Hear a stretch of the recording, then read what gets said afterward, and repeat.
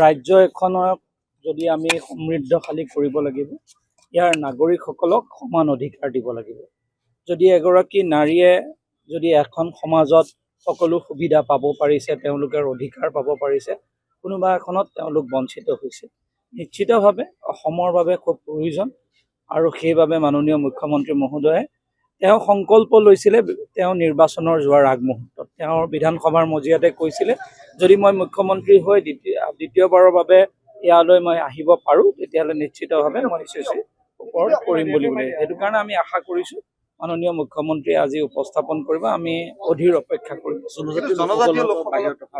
নিশ্চিতভাৱে চাওক, যিহেতু আগৰ পৰাই ব্যৱস্থা আছে যে জনজাতীয় লোকসকলৰ তাৰ পৰা তেওঁলোকক বিৰত কৰি ৰাখিছে।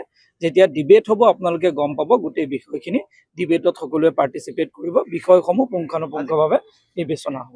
সেই সম্পৰ্কে আজিৰ যি পৰিস্থিতি পৰিৱেশ আপোনালোকে গম পায়। নিশ্চিতভাৱে ভাৰত চৰকাৰে, অসম চৰকাৰে চেষ্টা কৰি আছে, আমি যিমান পাৰোঁ ৰাইজক সকাহ দিবলৈ চেষ্টা কৰিম। যিকোনো খবৰৰ বাবে যোগাযোগ কৰক আমাৰ এই নম্বৰত 9181 307 2221।